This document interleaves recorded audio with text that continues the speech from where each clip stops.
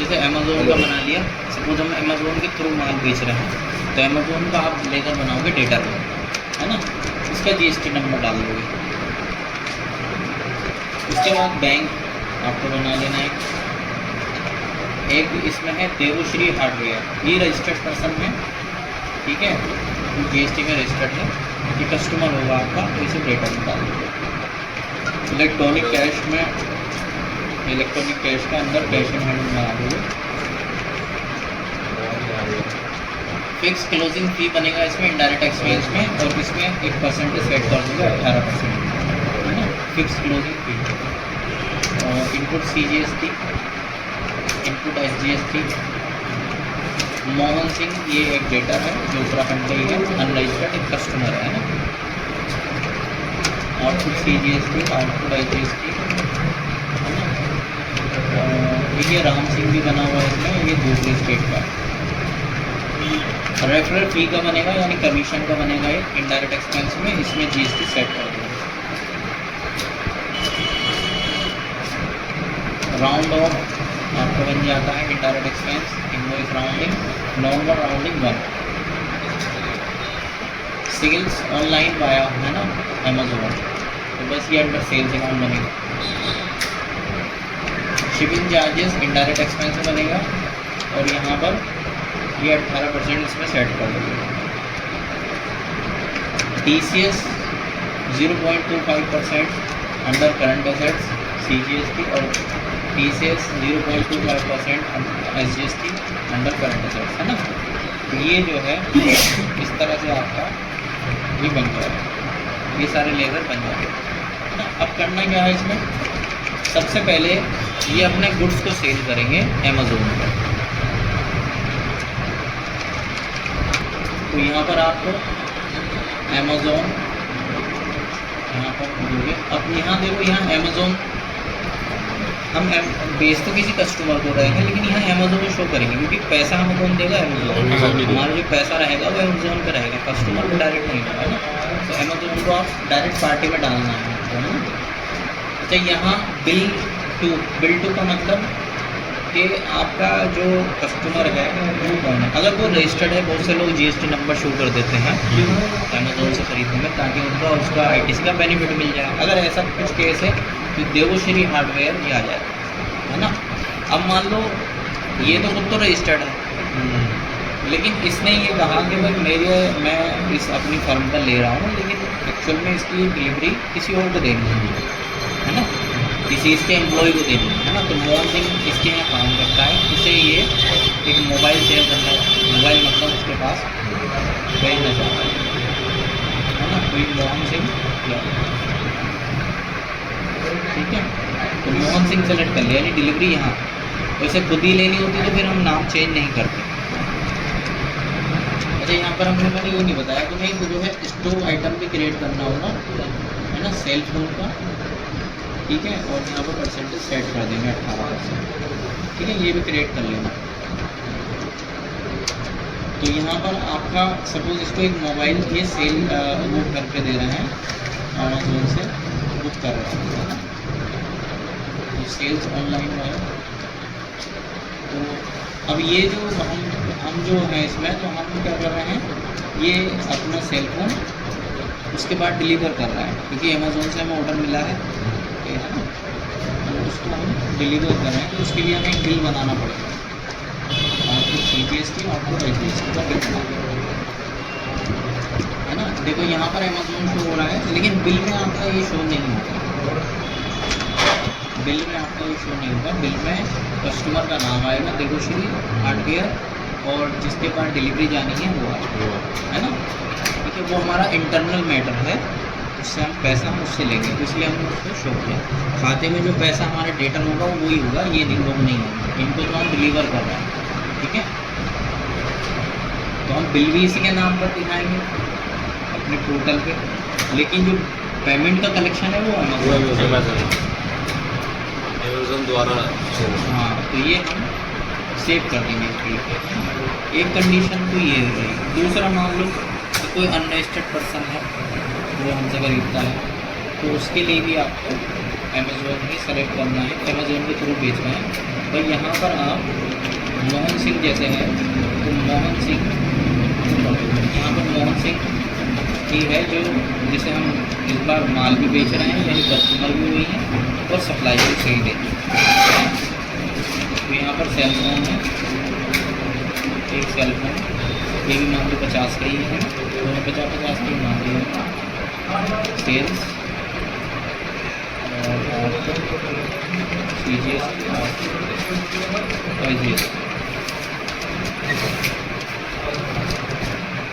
ठीक है। ये बिल भी, ये बिल, इस बिल में दोनों जगह पर नाम उसी का आ जाएगा, ठीक है।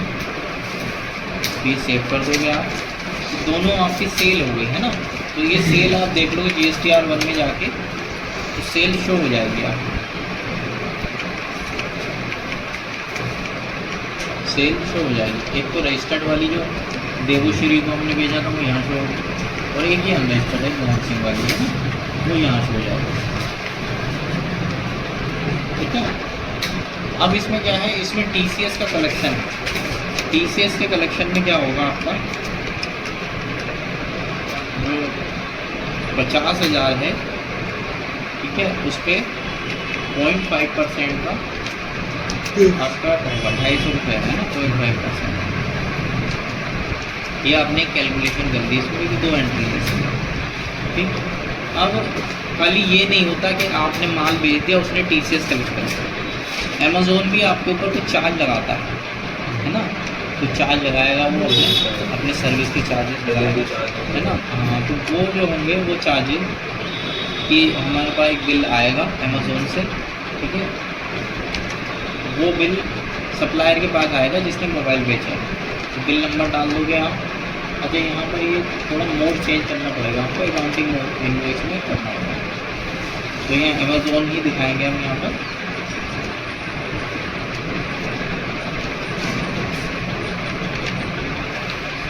यहाँ पर फिक्स क्लोजिंग फ़ी है आपकी, फिक्स क्लोजिंग फ़ी सपोज 250 रुपये फिक्स क्लोजिंग फ़ी है। दूसरा आपकी रेफरेंस कमीशन है ना, 300 रुपये का कमीशन हो गया, ठीक है। और शिपिंग चार्जेस हो गए 80 रुपये के शिपिंग चार्जेस हो गए, ठीक है। 3 तरह के एक्सपेंसेस यहाँ पर दिखा दिए। फिर इस पर टैक्स लगा देंगे, इनको CGST, इनको फिर टैक्स लगा दिया है, ठीक है। एक ये क्या रहेगा, एक परचेज का बिल भी वो देगा। तो यहाँ पर अगेंस्ट करेंगे आप, अगेंस्ट करने पर आपको क्या करना है, अब इस अमाउंट को या तो आधा डिवाइड कर दो या किसी एक बिल से एडजस्ट कर दो आप, है ना। तो हम पहले वाले बिल से एडजस्ट कर लेते हैं, जैसे 82 नंबर से इस वाली अमाउंट को एडजस्ट कर देते हैं, ठीक है। एक बिल इसका ये हो गया जो अमेज़ोन ने वैसे दिया। अब आप TCS कलेक्ट कर लो इससे। TCS कलेक्ट करने के लिए आपको क्या करना होगा, आपको एक एंट्री पास करनी होगी अमेज़ोन से, है ना। तो यहाँ पर TCS कलेक्शन लिख लो आप, कितना है ना, ये 250 रुपये ही होगा दोनों में, है ना, दोनों बिलों का, क्योंकि दोनों बिलों की अमाउंट सेम है। 250 इसका हो गया, 250 इसका, ठीक है। तो अगेंस्ट 250 रुपये इससे एडजस्ट कर लो, और 250 रुपये इस वाले बिल से एडजस्ट कर लो, ठीक है। ये दोनों बिलों से हमने एडजस्ट कर लिया है, दोनों बिलों का जो इससे कलेक्ट किया गया है। अब जो नेट अमाउंट बचेगी वो हम इससे रिसीव कर सकते हैं अमेज़ोन।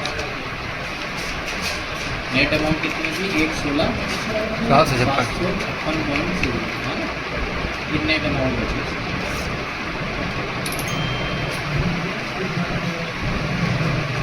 ठीक है।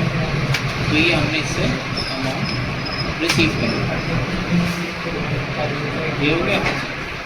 अब क्या हुआ इसके अंदर, अब आपके पास ये सारी चीज़ हो गई। अब आपके ऊपर टैक्स की लायबिलिटी एक तो 9,000 की तो ये है, कुछ ITC भी आपके पास ही पड़ा हुआ है इसमें, है ना, और कुछ TCS भी पड़ा हुआ है ना।